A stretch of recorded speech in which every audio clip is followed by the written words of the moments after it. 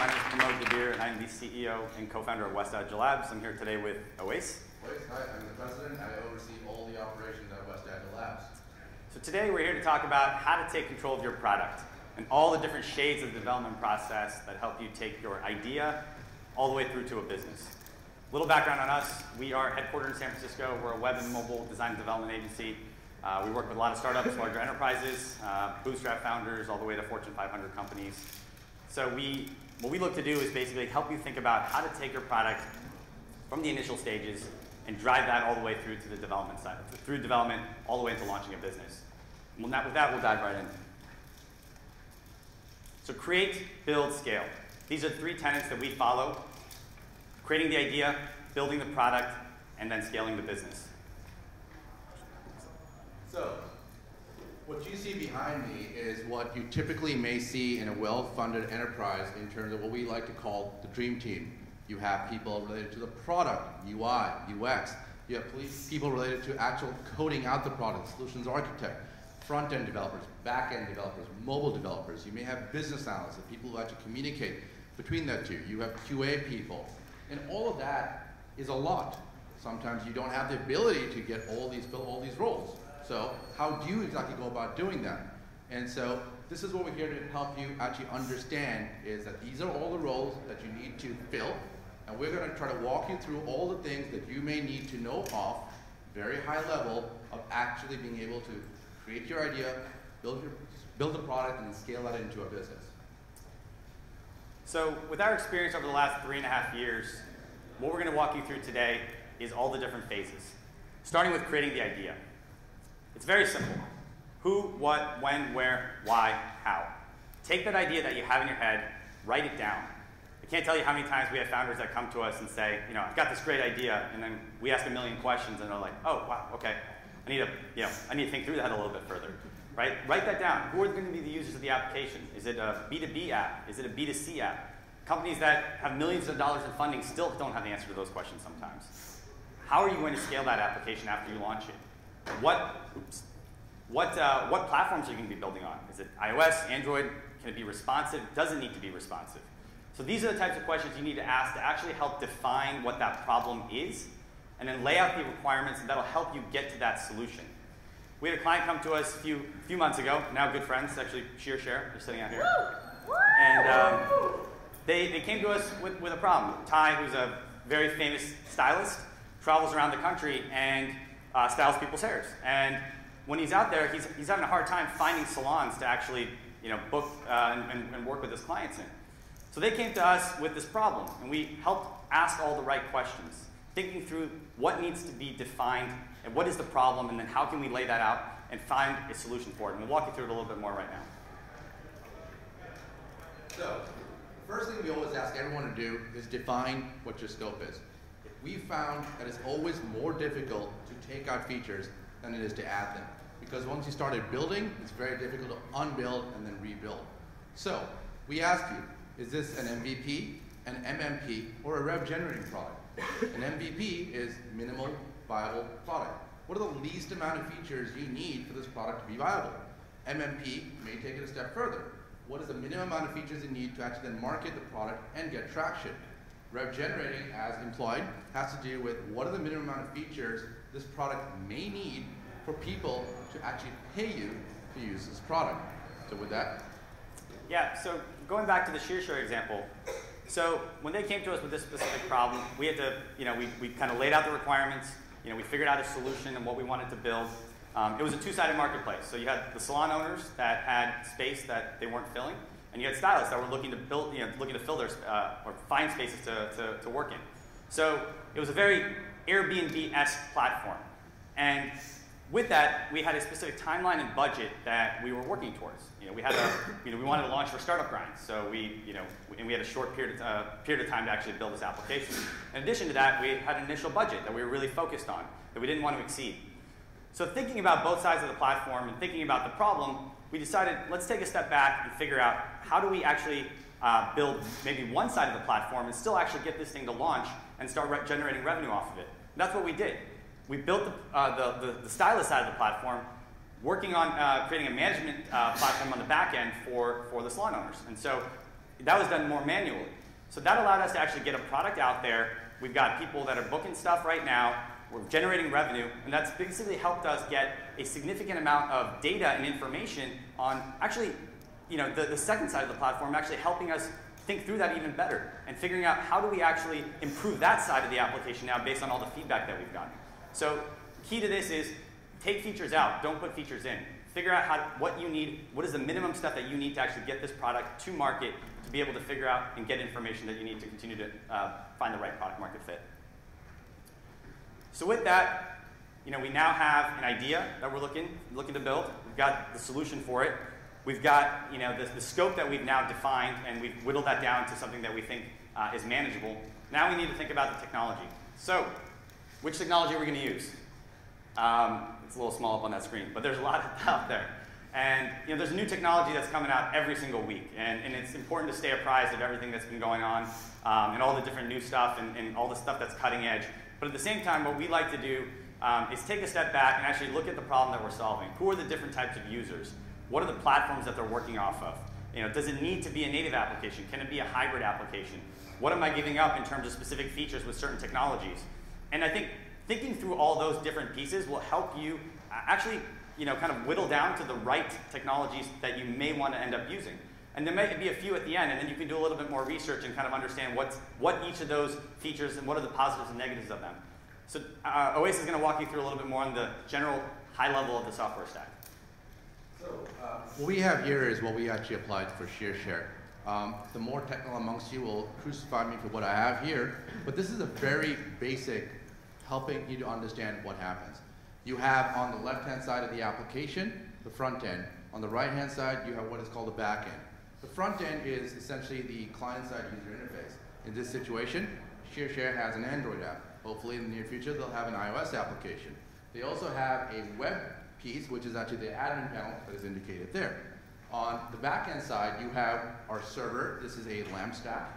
And the server is where your back-end code resides. Also attached to the server is a database. So simply put, front end, back end. Front end are all your different devices that can be mobile, desktop, and your back end, which is server and your database. We also actually use a third-party service, in this case Twilio, and third-party services are actually meant to enable your app further, such as Google Places API, Analytics, or Twilio that you don't want to necessarily build out yourself. So we now move into actually going ahead and starting to take your idea and building it into what a product is. Reference your scope. What was your scope? Now start to expand your scope into what your application is actually going to do. We think about all the different users that use it. We think about all the different use cases. And as you start to write that out, you start to think about all the different screens that are going to be in your application. Draw all those screens out. Don't get into much detail with them. Just put them out there, lay them out, and now start connecting them with the way one person may flow from one screen to the next. What you have right now in front of you is the sitemap of your application. If you've gone even further, you also then have the use flow of your application. This is hugely important because if you can lock this down, you have, in essence, kind of defined what your application will look and feel like. We now dive into what we call the wireframing and the user interface stage. As we reference back, if you created all the screens on a sitemap, you now get into the nitty-gritty of what each screen looks like. This is where you can figure out exactly what features will be on each screen, how intuitive each screen may be, and what the user experience looks like. Is it easy for someone to use with their thumb? 2 fingers? Is it going to be on the web? Are they going to point and click? Where's the menu? And something we love to do, how do we do things in the least amount of steps as possible? Taking something from like a 4-step process to a 2-step process, or from some example, we've done stuff from a 10-click process to a 3-click process. And that is the wireframing stage. This is where you really help define your user experience. Taking a step back at this point, and where we get into the business idea, is that you have to make sure that you also simultaneously think of branding. Someone once told me branding reflects the culture of your company, and that should flow through your product. It is the equivalent of the first person you see when you walk in to your company. Branding really reflects how you want people to feel about your company. That also reflects in your product. Behind us, you see what is a style guide, which is a reflection of the brand. We actually did this for ShearShare, where we helped them to rebrand, then applied it to the style guide and made it very simple. This then is used to apply to our design, and now you have what is almost a fully fleshed out product that looks and feels like the real thing. And now we start to prepare to build and actually code out the product. If you've got your scope, your users, use cases, sitemap, wireframes, designs, mock-up, everything good to go, you're in great shape. Make sure you have a communication plan in place with the people that you may be working with, whether it's weekly, daily, stand-up, emails, chat, whatever you are. Make sure you have that plan in place and you're touching base with people. Make sure that you've documented everything that you've created and make sure that those stuff is organized well. The last thing you want is people asking you, hey, where's that one file, or what is supposed to happen here? Because if you have that going wrong, people are going to be worried more about how to get things done versus actually getting things done. Above all else, make sure you collaborate with everybody because that is really important. We use several tools for that. Pivotal Tracker, Jira, our project management tools. We use InVision app for showing off all our designs. And we use GitHub for our code collaboration. So now you start to actually get into building the product. Your developers are out there coding. Don't worry too much about the coding style. Leave that up to some really technical people. Just make sure they're collaborating. We use GitHub. Make sure that they check in their code every time they're completed with a feature. Once they are completed with a feature, they're going to deploy it somewhere. We deploy that to a staging environment. We use AWS or Heroku, any other cloud management systems to actually deploy your architecture. Review this. Pramod's going to talk about that much later. As you review it, give feedback. You may need to iterate. Let's say you passed everything, things look good, you're a few weeks in, you may then want to deploy production and go live, and that's when we have a production environment. And to talk to you more about this. Yeah, so quality assurance. We truly believe that this is the most underrated aspect of the entire development process. It takes a lot of time, it takes a lot of energy. You need somebody who knows the entire product inside and out to be able to test all the different types of use cases. So what we try to do is actually have a separate team, and when you guys are building your product, you guys should as well. Think about who's going to actually be doing all the testing. You don't want the developers doing all the testing and testing all the different types of use cases. Developers are very expensive. I'm sure you guys all know that. And it's important for them to be focusing on feature development and then having a really good QA and testing process to be able to document and collaborate with the development teams effectively. So a quick example that we've shared above, it's hard to read it as well. Share, we list out every single step. What device were we using? When were we using it? What type of user was using it? All these different little minute details help the developer figure out where that bug is, how to recreate that bug to be able to then fix it. A developer needs to actually be able to get the exact bug that you have to be able to actually fix that bug and actually make the improvement on the product.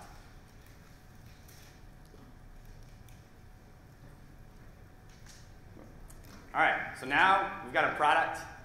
It's bug-free. We're ready to launch. Right, we're going to get this thing out tomorrow, and 1 million users are going to hit this application. That's every entrepreneur's dream. Unfortunately, for most of us, including my previous startup, I'd launch and nobody showed up. So why, right?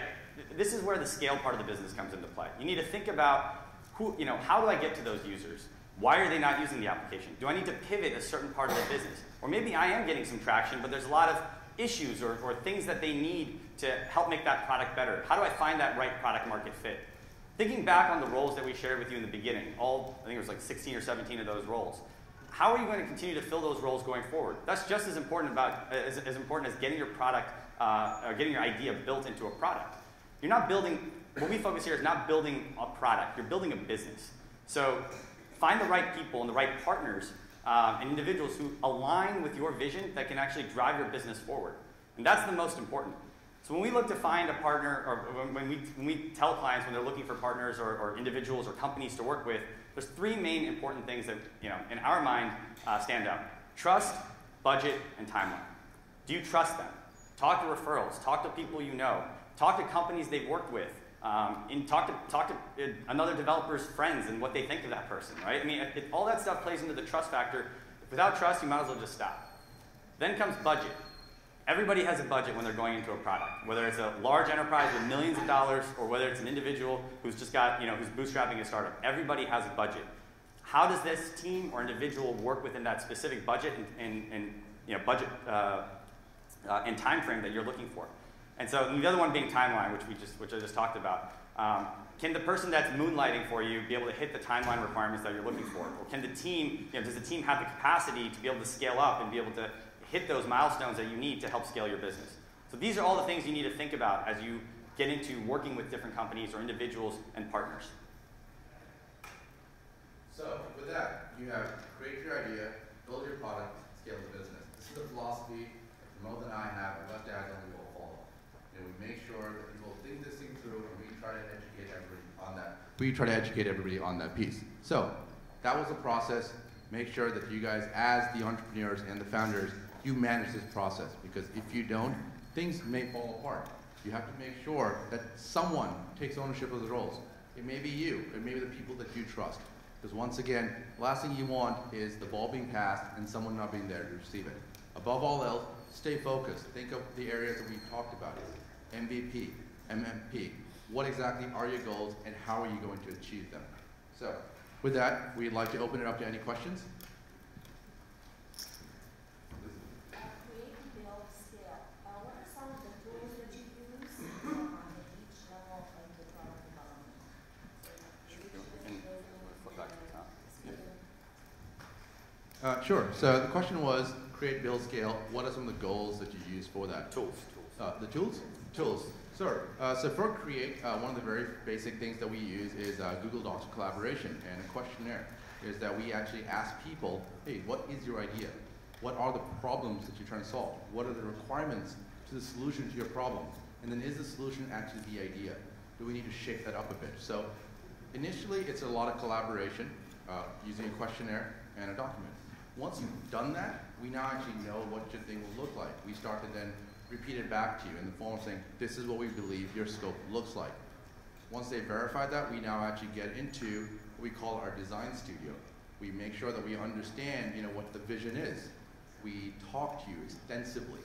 And then when we do that, we go back, a product manager, a UI person, a UX person, they all sit down, and we start to think about what the users are, use cases are, and the sitemaps are. This is all done using Glyphy and a Google Sheet. When people review this, we say this is correct.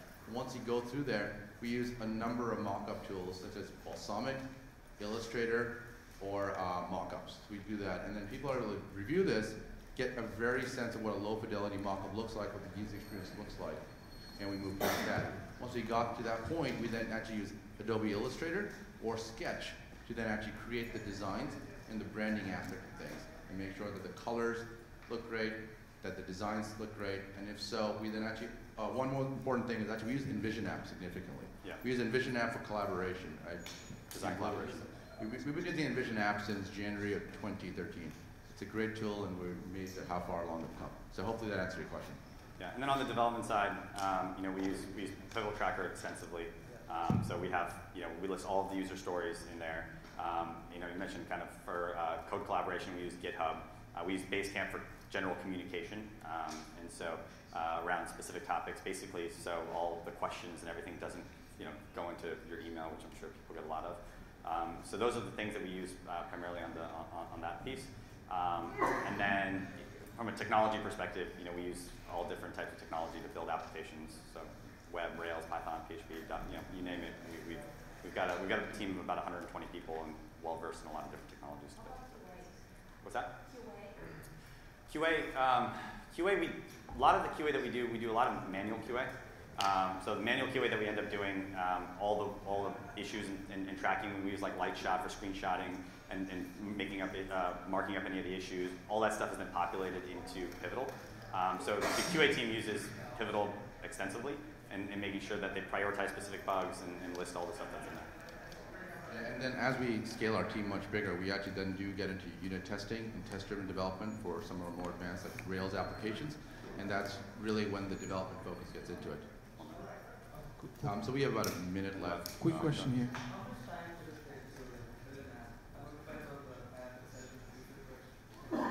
Yeah, for us, I'd say an average project takes around three months. So that including design, branding, development. So I kind of plan anywhere between 3 to 4 months typically.